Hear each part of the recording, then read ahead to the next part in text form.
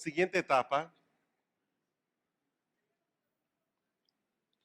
Babilonia, Asiria.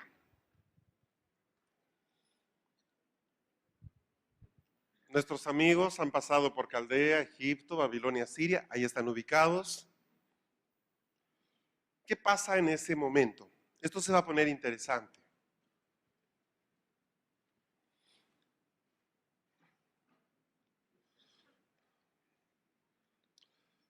Entendemos de que cuando estamos hablando de un imperio como Egipto, Babilonia, en fin, tenemos una doble connotación en nuestra señalización. Por un lado está el reino, que tuvo un tiempo de origen, apogeo, en algunos casos se extinguieron, en otros quedaron reducidos a casi nada.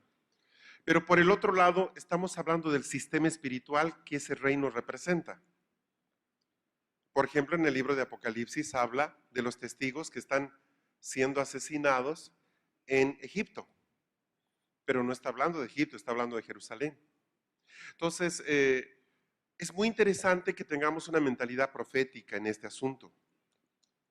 No estamos hablando solamente de ese territorio, sino de lo que espiritualmente operó en ese momento determinado. Una de las características de Babilonia y de Asiria, las estoy trabajando juntos, aunque hubieron importantes diferencias que en un momento las van a ver, es el hecho de que es a través de ese gobierno que Israel de alguna forma se divide.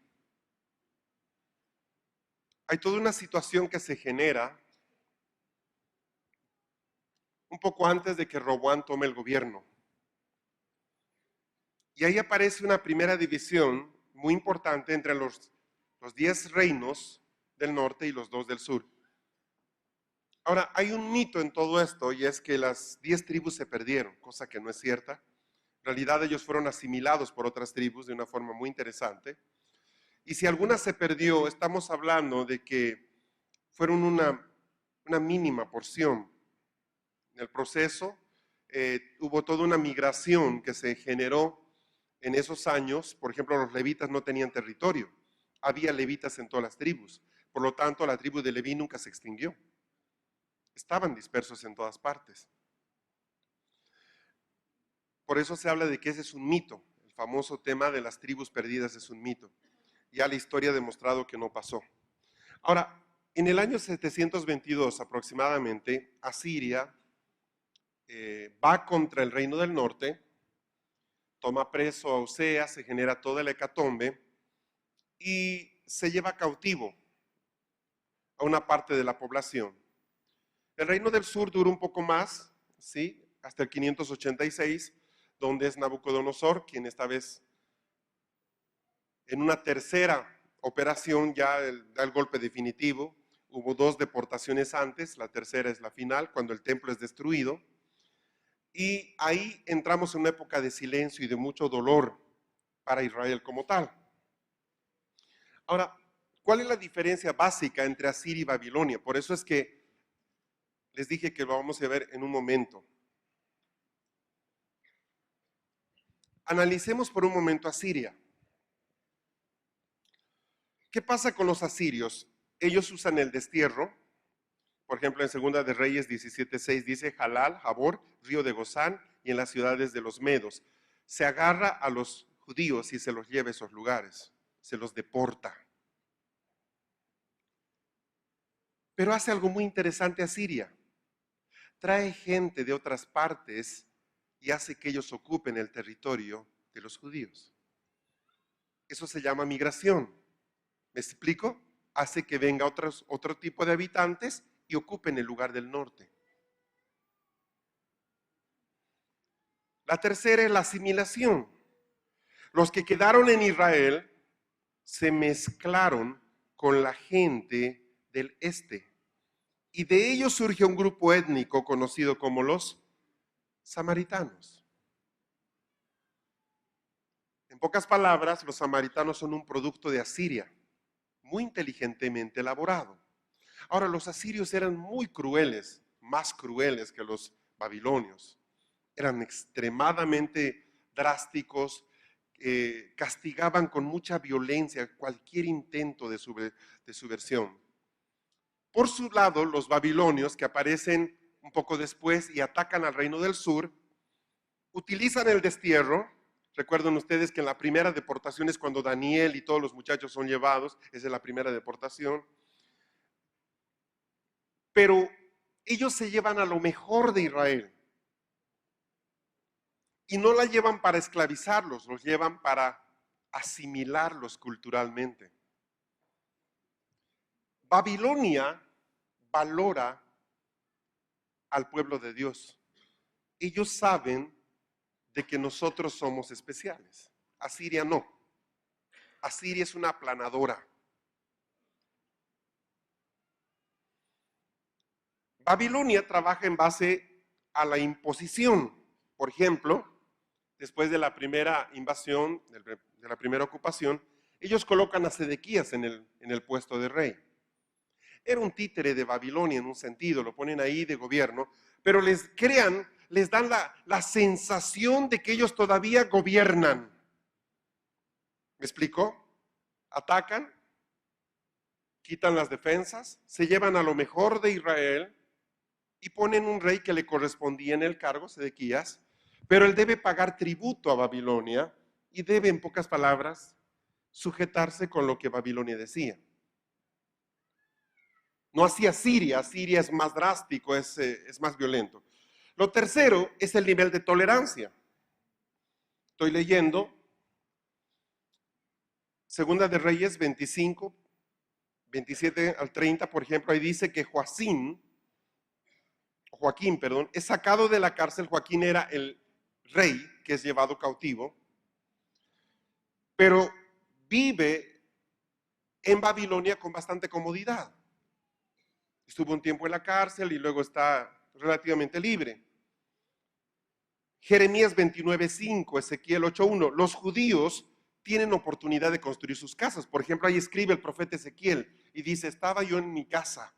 ¿Dónde era su casa? En Babilonia. Entonces, técnicamente no eran esclavos. Sí, no. Babilonia trata de mantener un perfil bajo para que no te des cuenta que eres esclavo. Te crea una falsa imitación de libertad, de gobierno. Yo hago lo que quiero en la congregación. En realidad no, pero bueno. ¿Notan la diferencia entre Asiria y Babilonia?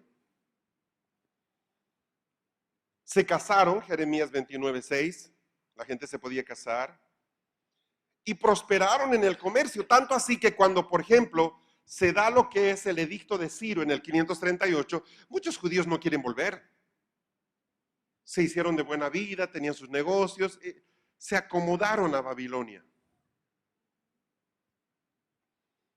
Cuando Ciro da el edicto y les permite volver, ustedes saben que Dios levanta a Zorobabel, que era de familia real, levanta al sumo sacerdote Josué y levanta a dos profetas, a Ageo y a Zacarías, y ellos son los que vuelven a todo el cuento, toda la historia que conocemos, ¿verdad? De reedificar el templo, que tarda más de 15 años, los muros, en fin.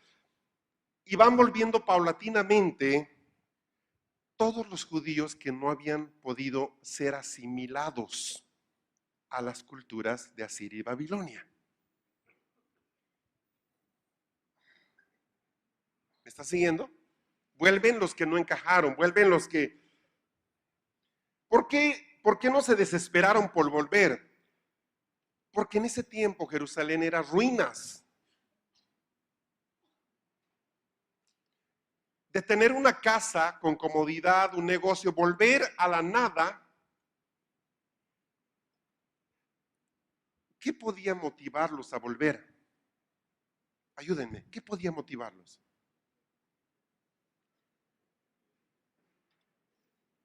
Lo primero que Dios desarrolló en Abraham, su fe.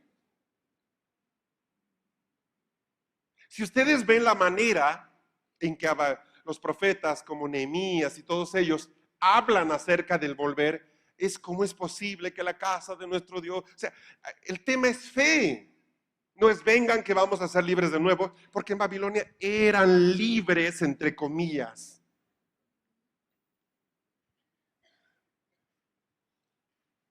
Ahora, el regreso de ellos es bien interesante. Quiero que por un momento sigan este proceso. ¿Recuerdan ustedes cuando Daniel es llevado a Babilonia? ¿Qué es lo primero que hacen con él? Ya no te llamarás más. La segunda cosa que le quieren imponer es el cambio en su dieta. ¿Qué quiere hacer Babilonia con estos jóvenes judíos? Quiere asimilarlos a su cultura. El cambiar el nombre tiene un tremendo significado en el espíritu. Noten que Jesús lo hizo, noten que Dios lo hizo. No es un cambio de nombre simplemente por capricho. Hay un sentido muy fuerte en lo que se está haciendo. ¿Y saben qué es lo que hace Babilonia? Le cambia el nombre al pueblo. En lugar de ser Judá, se transforma en Yehud. Le cambia el nombre a la nación. Judea. De Judá pasa a ser Judea. Judea es el nombre babilónico. ¿Me estás siguiendo? No es el nombre que Dios le había dado. Segundo, su territorio, miren lo que había pasado, es desmembrado. Pierden más del 50% de su territorio original. Los asirios se quedan con grandes pedazos, los babilonios con otro. Solo recuperan 1.600 kilómetros del original, una nada. Así te trata Babilonia. Tercero, hostilidad social. Hay mezcla de los antiguos israelitas con componentes étnicos de trasfondo cultural idolátrico traídos de Mesopotamia por los reyes asirios, Erasdom y Esurbanipal. ¿Quiénes son ellos? Los samaritanos. Los samaritanos se van a convertir en una molestia. Ustedes tienen la expresión visible de eso en Juan 4. La mujer samaritana con Jesús discutiendo en cuál es el lugar donde debemos adorar, ¿se acuerdan? El pozo de Jacob o el templo de Jerusalén. Esa discusión no existía. Era inimaginable porque Dios había determinado cuál era el lugar. Ven y subamos a la casa del Señor. ¿Cómo procesó Asiria a los expatriados? Asimilación cultural. En este proceso, donde el arameo tiene una explosión muy fuerte, y si bien era un idioma muy antiguo, ¿sí? Viene desde Aram, Aram es descendiente de Sem, estamos hablando de muy atrás, no era el idioma que los hebreos hablaban. Les cambió el nombre, les redujo su territorio, les cambió el idioma. ¿Qué es lo que hace un país cuando conquista a otro? Les cambia el nombre, les impone el idioma. Todos nosotros hablamos del país que nos conquistó. ¿Qué idioma hablamos en Argentina? ¿Qué idioma hablan en Brasil? ¿Por qué? Porque el conquistador impone él. ¿Por qué el primer don del Espíritu Santo fue?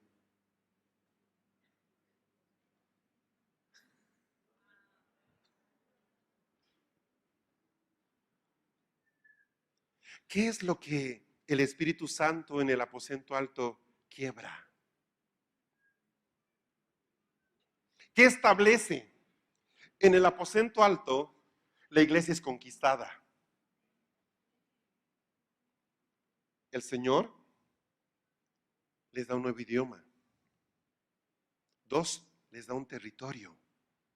Jerusalén, Judea. ¡Ah! ¿Vio? Tremendo. El gran éxito de Asiria, a ver, muévanse con esto y compárenlo con Egipto. Cuando los judíos salen de Babilonia, salen de Babilonia. Pero ¿qué pasa con los samaritanos? Los samaritanos se mueven con el pueblo de Israel. Se consideran judíos, pero no lo son. No entres por camino de samaritanos. La cuarta cosa, crea rivalidad territorial. ¿Por qué? Al norte, Judea estaba limitado con Samaria. Al este limitaba con el Jordán y la casa de Tobías, quien era él, un poderoso clan amonita.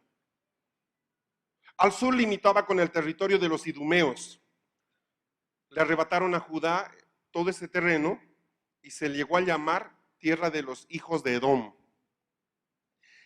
Al oeste estaba limitado con un territorio que estaba bajo el control de la ciudad de Asdod. O sea, estaban rodeados de hostilidad territorial y adentro los samaritanos de hostilidad social. O sea, literalmente la capacidad de movimiento que tenían era mínima. Por último, Babilonia les da un pequeño regalo de salida. Pasen por el duty free, por favor, por la tienda de recuerdos. La sinagoga. ¿Por qué surge la sinagoga? Porque el templo fue destruido. El 586, cuando Nabucodonosor arrasa con todo por la porfiadez del rey, por rodearse de profetas falsos, el templo es destruido y hay un elemento que hace Israel Israel. ¿Cuál es el elemento? El templo.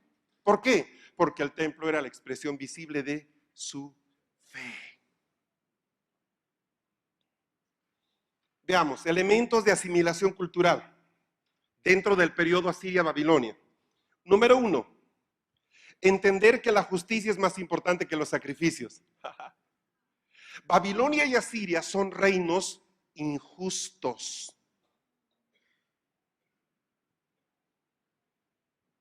Número 2, de la obediencia a Dios dependía la supervivencia de la nación, ¿sí o no?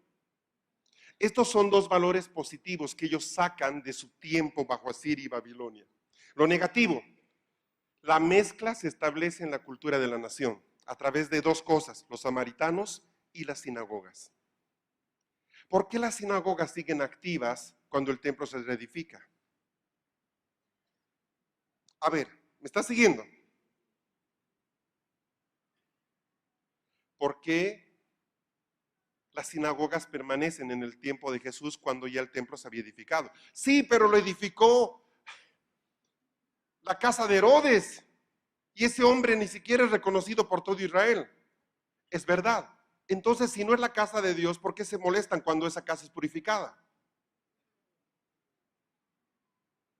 Entonces, eso no es santo el lugar. Si no es santo, ¿por qué Jesús va a purificarla? ¿Me siguen? Se meten en un problema. Bueno, sí es la casa. Entonces, ¿por qué funcionan las sinagogas si ya tienen casa? ¿Se dan cuenta el vericueto en el que Babilonia mete a Israel? Segundo, apoyarse en alianzas humanas antes que en Dios. Eso es terrible. Babilonia destruye Judá y Asiria destruye el norte porque ambos reyes rompen su alianza con ellos y se alían a Egipto. 3, olvido a las promesas y al pacto a cambio de protección de reyes paganos. Isaías 31, 1 al 3. Hay de los que descienden a Egipto por ayuda. En los caballos buscan apoyo y confían en los carros porque son muchos, en los jinetes porque son muy fuertes, pero no miran al Santo de Israel ni buscan al Señor. Pero Él también es sabio y traerá el mal y no se retractará de sus palabras, sino que se levantará contra la casa de los malhechores, contra la ayuda de los que obran iniquidad. Pues los egipcios son hombres y no Dios, y sus caballos son carne y no espíritu. El Señor pues extenderá su mano y el que ayuda tropezará y el que recibe ayuda caerá. Todos ellos a una perecerán. esta es la sentencia final de todos estos pueblos. Estoy hablando de Israel. Llegamos a un conocido hasta nuestros días.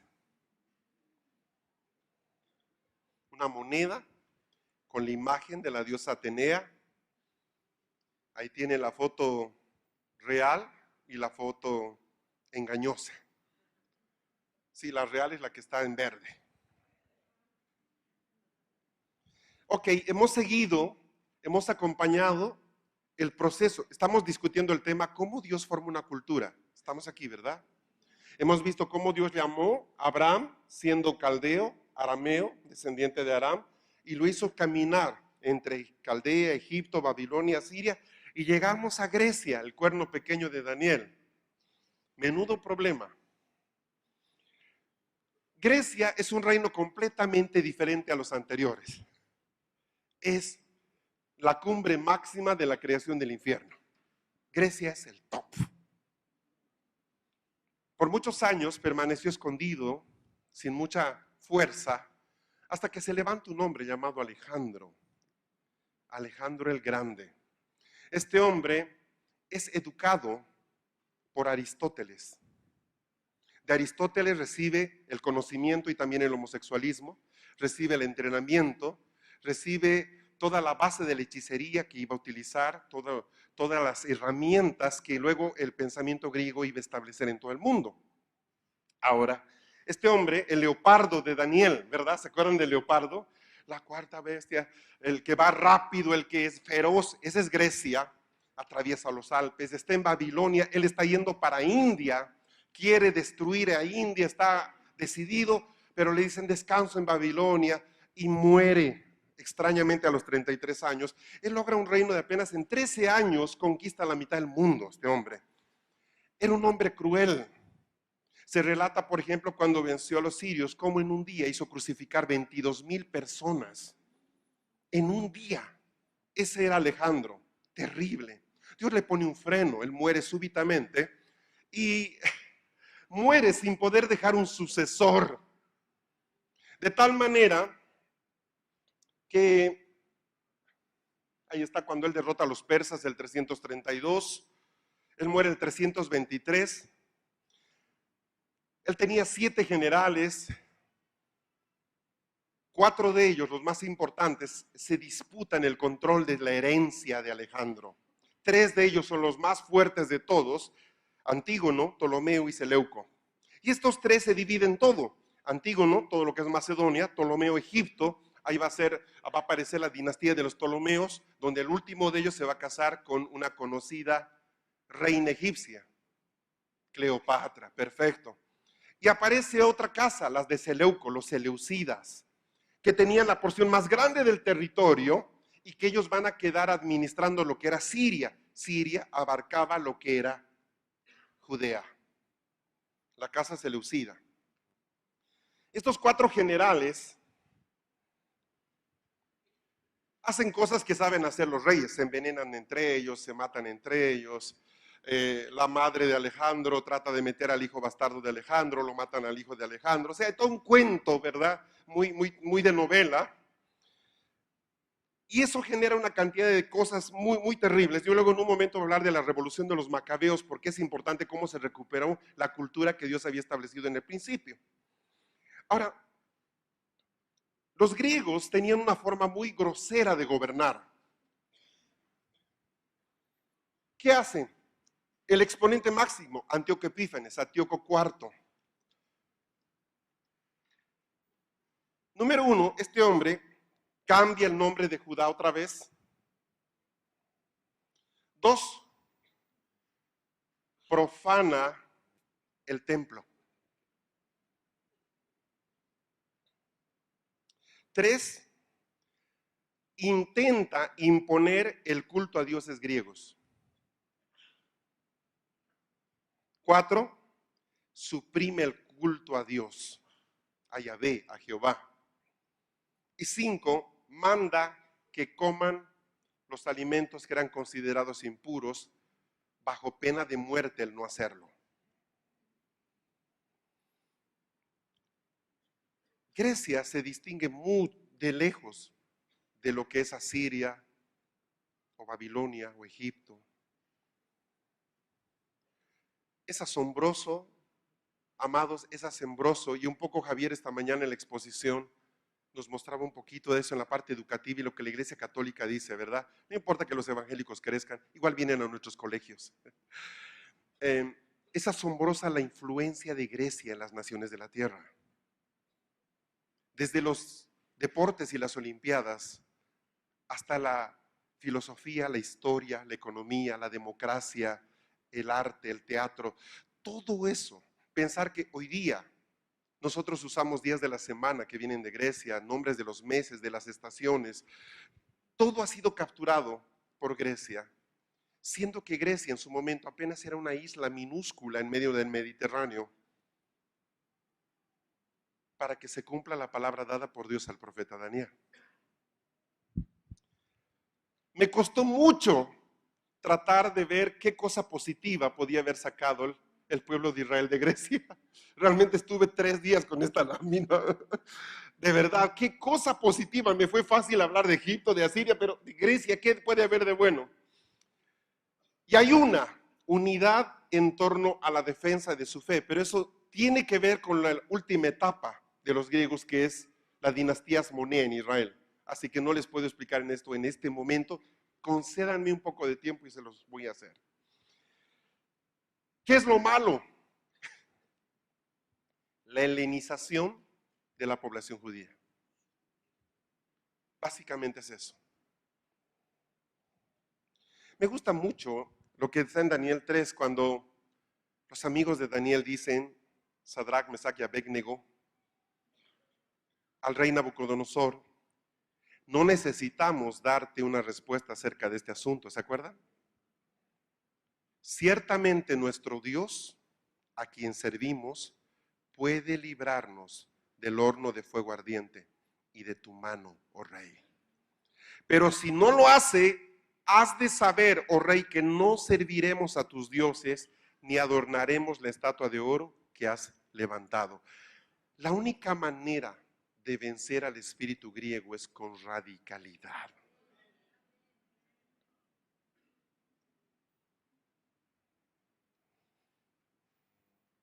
Cerremos el cuadro.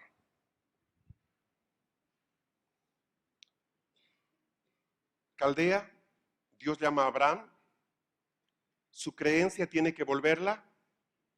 Primer valor asimilado, fe. En Egipto, del orgullo, humildad. Segundo valor asimilado, humildad. En el Éxodo, de esclavitud a identidad. Sabemos quiénes somos, somos su pueblo. Tercer valor asimilado, identidad. Cuarto, de Canaán, de la división a la, solo somos pueblos y dependemos de él. Cuarto valor asimilado, dependencia. Reino, del egoísmo al gobierno. Quinto valor asimilado, gobierno. Estamos aquí para gobernar. Sexto valor asimilado, de Babilonia y Asiria. De la mezcla, ¿qué es lo opuesto a la mezcla? La justicia. Ah, no, es la pureza. ¿Y qué crees que es la pureza? Es la santidad. ¿Y qué crees que es la santidad? Separación. ¿Y qué es la separación? Justicia. ¿Por qué cayeron tantos en el gobierno de Asiria y Babilonia? Por su injusticia.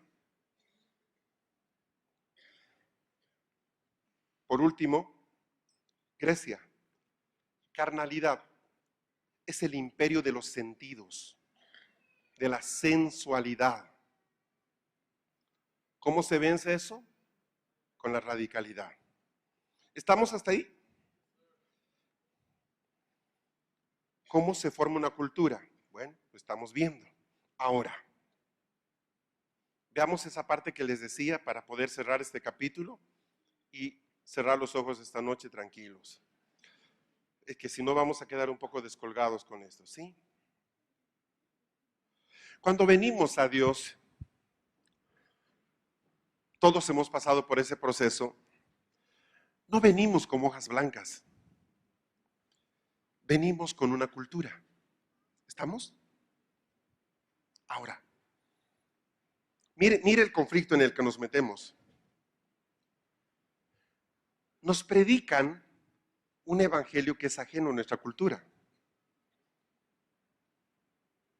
Para empezar, nos dicen, por ejemplo, que si creemos y repetimos algo vamos a ser salvos. Cuando hemos crecido en una cultura que no honra su palabra.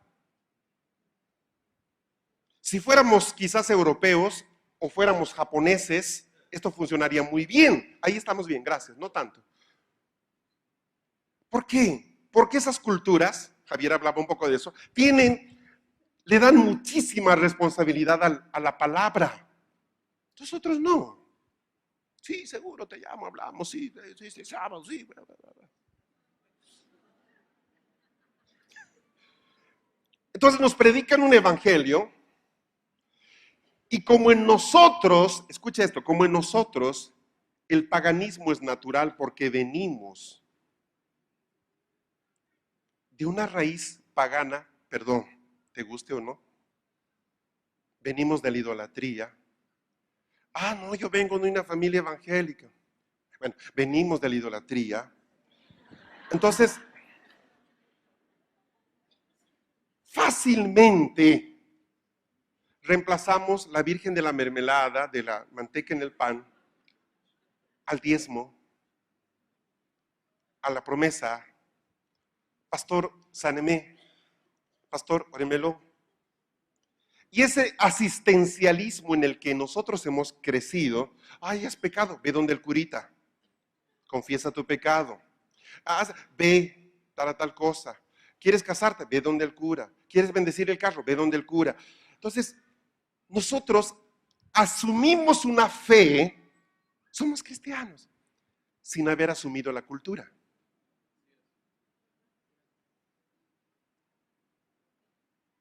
Aquí surge una pregunta que va a quedar hasta mañana. ¿Cuál es la cultura de la iglesia? En buen porteño, cachito. Entonces nos convertimos en un pueblo que usa una terminología muy asociada al Oriente, Israel, todo ese lugar, con una mentalidad latinoamericana, súper genial, donde nosotros somos capaces de hacerlo a la latinoamericana, o sea,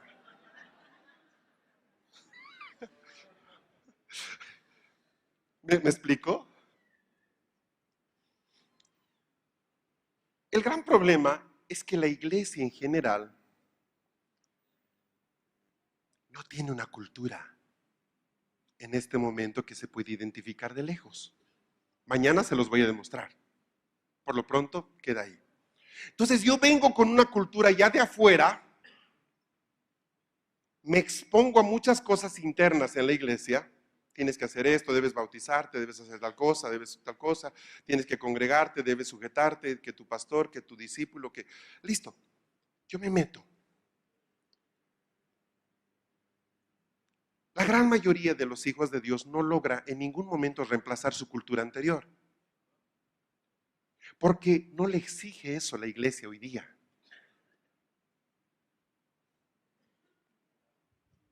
Me impresiona mucho un pasaje que está en el libro de Esther. Cuando el enemigo del pueblo de Israel se acerca al rey y le dice, no te conviene tener este pueblo aquí, porque son un reino dentro de tu reino. Ellos tienen sus propios calendarios, tienen sus propias cosas. ¿Sabes qué? No te respetan. Ahora, aquí entre usted y yo, no lo respetaban. Por ejemplo, nosotros hablamos de Nisan como el primer mes. Ese nombre se lo dio Babilonia. El nombre ¿qué nombre le dio Dios? Mes primero, mes segundo. Ustedes son más o menos así, ¿verdad? Río primero, río segundo, río tercero. Dije, qué capos, qué tremendos. Se evitaron el problema de general de la pueblito se llama Mercedes de río primero, más bien que no tiene más ríos. Así era en Israel, mes primero, mes segundo, mes séptimo, mes octavo. Recuerden cómo Dios redime el sol y la luna, que había sido contaminado en Egipto. Entonces, se genera una cosa así bien particular. Yo la trato de graficar en esos dos personajes que llegan, con colores diferentes y con porcentajes distintos. Entonces, frente a una iglesia que no tiene una cultura definida, el que viene se cree con la libertad de imponer su cultura. Ay, oigan, ¿y por qué aquí no celebramos esto? Ay, pastor, ¿por qué no hacemos tal cosa para el día del pastor? Hay día del pastor, wow. ¿Y hay día del profeta? Ah, no, ve, siempre lo peor son los profetas. Pues día del profeta, día del maestro, día del... Tenemos 21 ministerios, podemos sacar, alguno te va a tocar, algún día vas a hacer fiesta. Entonces la gente empieza a hacer algo que lo describe en un libro, un autor que se llama Igle Burger. Empiezan a hacer su hamburguesa con queso, sin queso, con lechuga, con cebolla, para mí con cebolla caramelizada. O sea, diseña la iglesia a su imagen y semejanza. Porque la iglesia no tiene una cultura. Tú vas a una mezquita y tú quieres entrar y te dice, un momento, sáquese los zapatos, lávese los pies. No, pero son muy buenos zapatos, que se los saque y se lave los pies. Pero no, si no, no entra.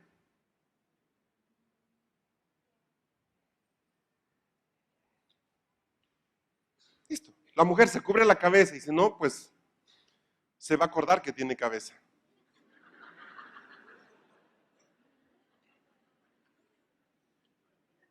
¿Por qué el Islam es tan impositivo? Porque el Islam es reino.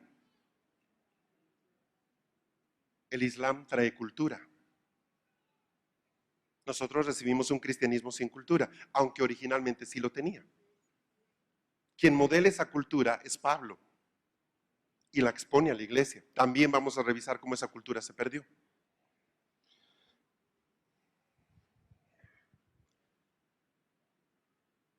La gente que sale de Caldea, Abraham, nuestro viejo amigo Abraham, con toda su estructura, vimos que aún Caldea tenía valores de asimilación correctos. A través de Egipto, Babilonia y Asiria pasan por diferentes procesos y Grecia logra algo muy particular, mis hermanos. Volvamos a Grecia, ahí cerramos el círculo. Noten ustedes en los dibujitos, tacó para niños, que Grecia les ayuda a devolverles el color original. ¿Cómo funciona esto? Sin importar de qué tribu eras tú, de Rubén, de Neftalí, había algo en Israel que los unía. Ese algo tan poderoso era la ley. Los saduceos creían algunas cosas, los fariseos otras tantas, los esenios por allá, en fin, los herodianos por allá, los celotes tenían otra idea. Pero sabes, en el fondo, todos respetaban la ley. Ahora, eso es algo con lo que no contaba Grecia. El año 167, mencioné esto, Antíoco emite un decreto que prohíbe la práctica de todo rito judío. Esto es terrible. Matatías el Asmoneo, él descendía de Asmoneo, él empieza una revuelta a causa de esto, ¿sí? Él rechaza la idea de servir a dioses que no son el único Dios. Entonces, miren lo que hace Grecia. Va pueblo por pueblo la delegación de los griegos y mataban cerdos en las plazas y llamaban a la gente para que coma los cerdos. Y si no, los mataban a ellos. Esa es Grecia. Matatías ve que un judío está por comer y va y delante de todo el pueblo lo mata. Nadie comerá esto. Un judío acaba de matar a otro. Él y sus hijos escapan. Y todo el pueblo queda en shock, ¿me entiende? Por un lado los griegos, que te comes esto, que te comes eso, y luego viene un anciano judío que dice, ni se atrevan. Al mero estilo de las guerrillas, Matatías bajaba por asalto a los pueblos, destruía todos los altares griegos y circuncidaba a los hombres a la fuerza.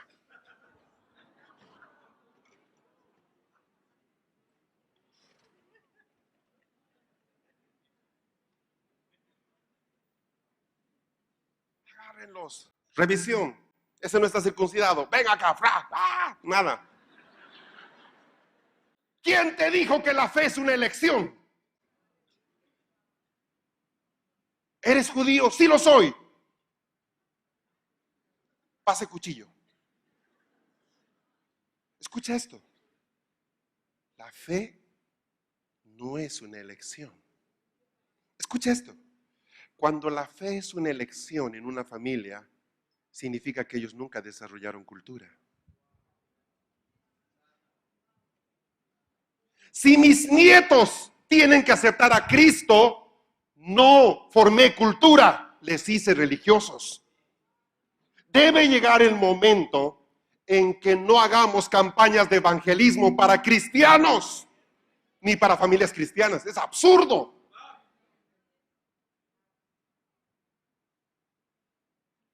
Ay, no, pero pastor, ¿cómo es posible? Cada persona debe decidirse por Cristo. Si tú fueras judío, te hubieras dado cuenta que no había elección. No había elección. Tú tienes la fe de tus padres. ¿Lo asumes o te mueres? Punto y aparte.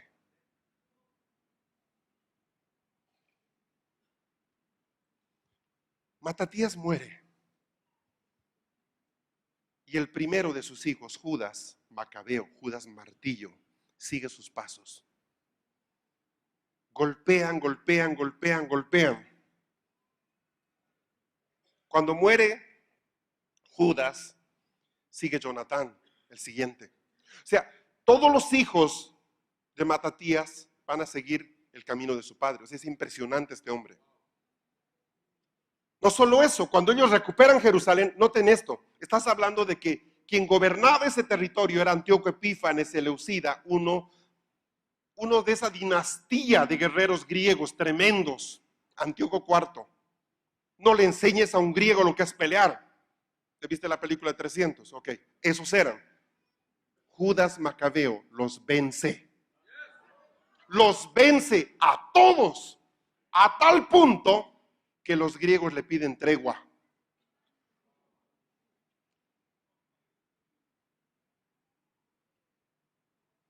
¿Qué hace Judas? Dice, ok, vamos a darles tregua, bajo condiciones. Número 1, recuperamos Jerusalén. Número 2, nosotros ungimos al sumo sacerdote. ¿Y a quién pone de sumo sacerdote? A su hijo Jonatán. Número 3, no tenemos rey. El rey es el sacerdote. Qué interesante. Recuperaron el diseño perdido gracias a Grecia. Grecia tocó lo único que era intocable para ellos, su fe. Mire, es impresionante. Léase primera y segunda Macabeos. Ay, pero eso está en la Biblia católica. Pues no se lee el resto, léase solo eso. Esos son libros históricos, eso pasó. La dinastía Asmonea dura más de 100 años. Judas y sus hermanos logran recuperar toda la extensión que era de Israel, toda ella. De los 1600 kilómetros que los asirios les dejan, Judas recupera todo el territorio que David tenía. Impresionante. Para el año 63 más o menos antes de Cristo, ya aparece Roma. Y Roma toma el control de todo este territorio. Y ahí ponen a uno de la familia de Herodes. El Senado lo nombra rey, pero nunca fue un rey que vino de la voluntad de la gente, ni de Dios. Ahora, vuelvo a la imagen, por favor. Quiero que entienda a qué me estoy refiriendo cuando hablo del producto, del plus que nos hace ganar Grecia en este proceso. Es impresionante. Estoy hablando a profetas de Dios que tienen oídos entrenados, para entender lo que estamos hablando en ciencia y en sabiduría. Grecia busca que los santos se contaminen por la comida de ellos. O te mueres. ¿Qué produce Grecia?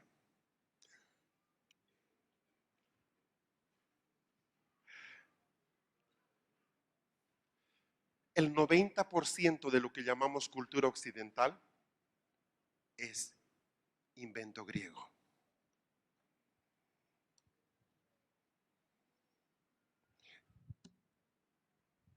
Como la ley,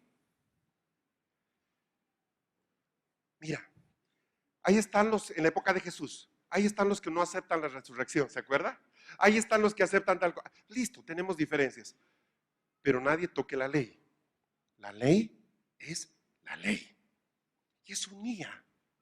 ¿Por qué Jesús era respetado? Porque él hablaba de la ley. Hay dos grandes grupos, ¿sí? Todos los que respetaban que el templo era el lugar santísimo, esos eran los saduceos, y los otros eran los fariseos. Los fariseos, la palabra fariseo significa separatista, divisor. Ellos no reconocían la supremacía del templo, pero ambos respetaban la ley. Había cantidad de gente alrededor de ellos, samaritanos, en fin, gente que había llegado en este proceso, en el intento de Asiria, de Babilonia, de mezclarles la cultura. Pero, ¿sabes? Ellos se daban cuenta quiénes eran y quiénes no eran. Ahora, escúchame esto. Esto es extraordinario. Cuando Jesús nace, Él respeta la cultura de su pueblo. Se circuncida al 8º día. Ah, no, pero es que eso era la ley.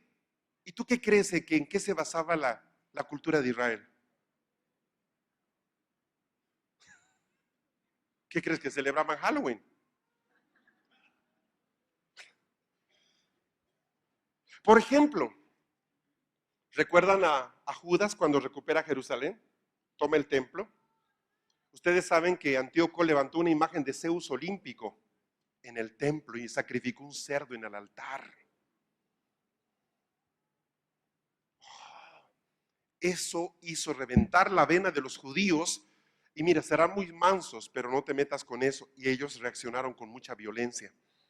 O sea, la única forma de vencer a Grecia es con violencia. Es muy fuerte esto. Quiero que entiendan el espíritu de lo que estamos hablando. Entonces él va y cuando logran recuperar el templo, ellos pasan lo que es un proceso de purificación. Decretan un ayuno por muchos días y lavan desde el altar hasta el último cuchillo, cada día con agua. Eso se llama la fiesta de la purificación. Y se celebra el Hanukkah. Eso se logra concretar el 25 de diciembre en calendario que nosotros entendemos. Ahí aparece la fiesta del Hanukkah, la fiesta de la purificación. Desde esa fecha, Israel recuerda esta recuperación del templo. ¿Me está siguiendo? Por lo que pasó. Ahora, voy cerrando. Nota la diferencia, por favor, entre estas dos láminas. ¿Ves cómo la ley une a la gente? ¿Y ves lo que la divide? No es la ley, es la interpretación de la ley.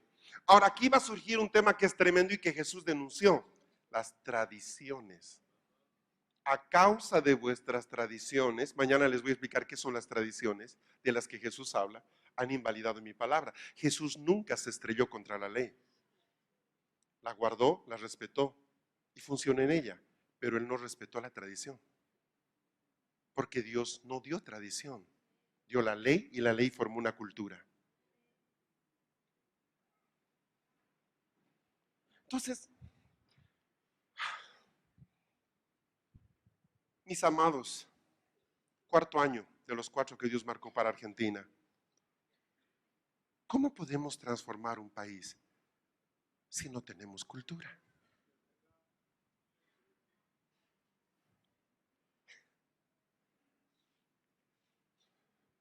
Quiero que entienda dónde estamos llegando. yo puedo ver que Dios, simplemente revisando, he hablado del Antiguo Testamento, no me metí al Nuevo todavía. Dios formó una cultura en 2000 años usando a los reyes a los reinos de la tierra. Ningún problema, Él es Dios. Pero guardando que su pueblo asimilara solo aquello que en la economía divina era útil. ¿Me sigue? Israel siempre cuestionó la mezcla. La mezcla es el enemigo número uno de la cultura de la iglesia.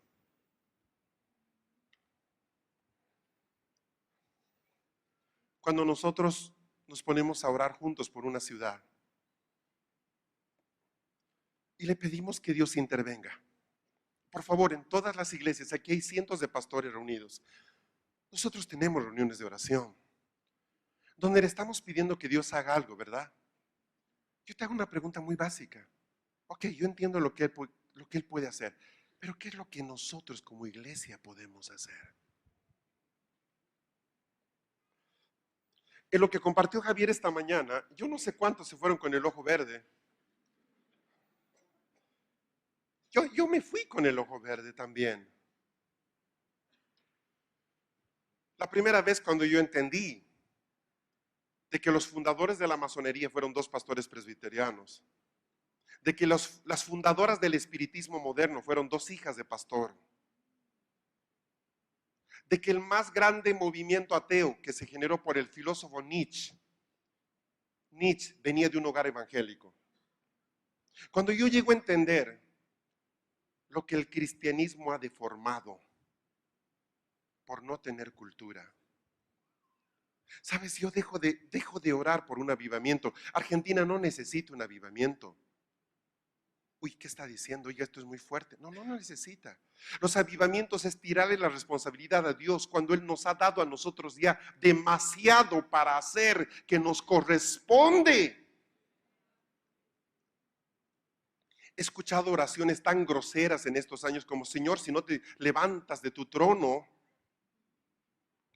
termina la frase, si no te levantas de tu trono, ¿qué vas a hacer? ¿Vas a dejar de cantarle? ¿Vas a dejar de dar tus diezmos? ¿Qué vas a hacer? Amenaza a Dios, dile. Es que no ves en qué situación estamos y tú la ves.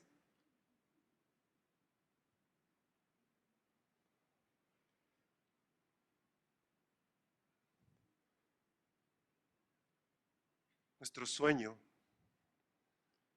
es que el día domingo, el día sábado, cuando termine una parte de todo esto, tú te vayas con una aproximación a lo que es la cultura del reino. El reino es una cosa y no tengo ningún problema y podemos estar bailando ahí dentro. Pero si no entiendo lo que es la cultura del reino, tus hijos no van a saber qué hacer cuando te mueras. Yo debo, mi responsabilidad, el video con el que empezamos esta tarde, si tú tienes amor por tus generaciones, debes dejarles una cultura. No sé si Dios mande avivamientos o no. Ese es un tema de Él. Está en su escritorio. Pero nuestra responsabilidad es administrar lo que ella nos dio. ¿Vio? ¿Entiende dónde estamos aterrizando? Qué pesado este evento, ¿sí? Esta mañana se produjo un grado 7, grado 8. No sé, los chilenos me pueden decir, ¿qué grado fue? Un grado 10. Fue un grado 10. Fue muy fuerte lo que escuchamos esta mañana. ¿A quién se lo va a decir Dios si no es a sus profetas? ¿A quiénes reunimos para contarles estas cosas?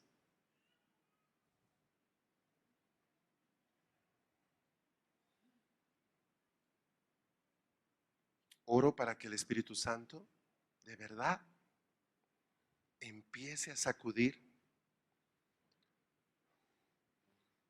todo lo que hoy día asumimos que es normal.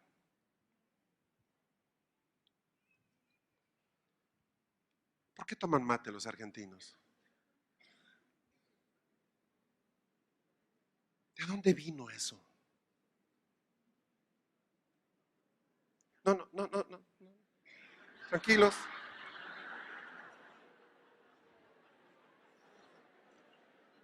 Hace algunos años yo me encontré con un joven que vivió acá en Argentina y hablando, él vivió hace algunos años acá, le hablaba y le preguntaba, che, ¿tú tomas mate? Y me dice, no, me gustaba. ¿Y por qué no tomas mate? Bueno, porque un día Dios me dio una visión.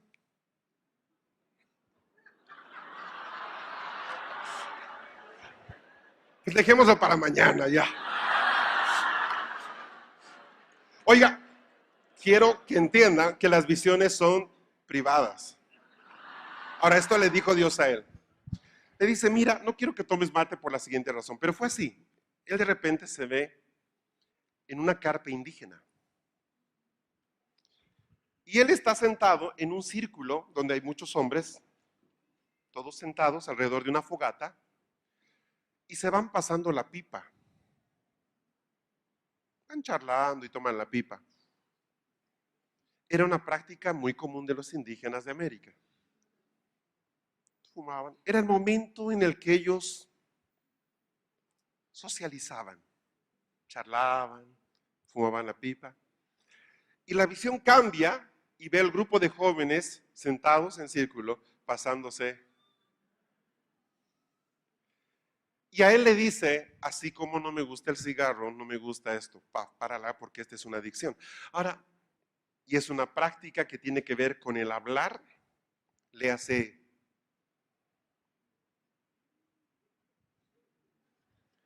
que no tiene que ver con desarrollo de psicomotricidad, tiene que ver con picotear. Ay, ¿viste cómo estaba vestida la esposa de nuestro pastor? Ahí pásame el mate. Uy, me gusta más dulce.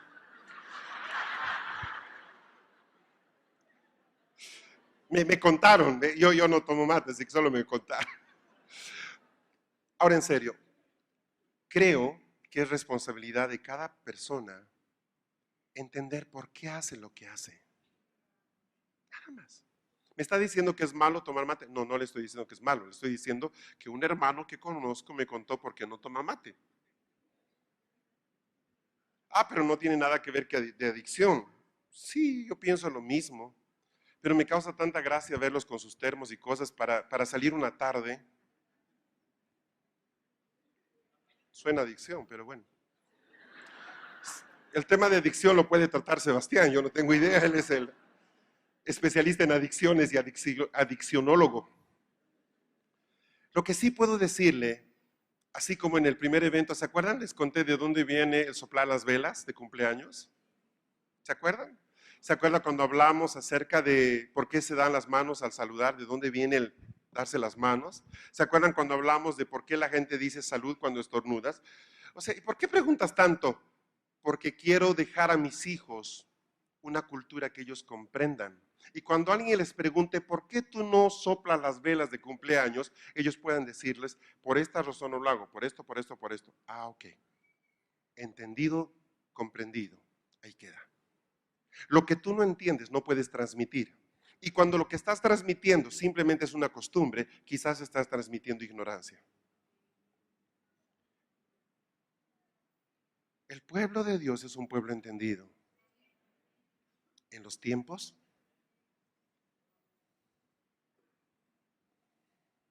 en las sazones hay diferencia y en su destino.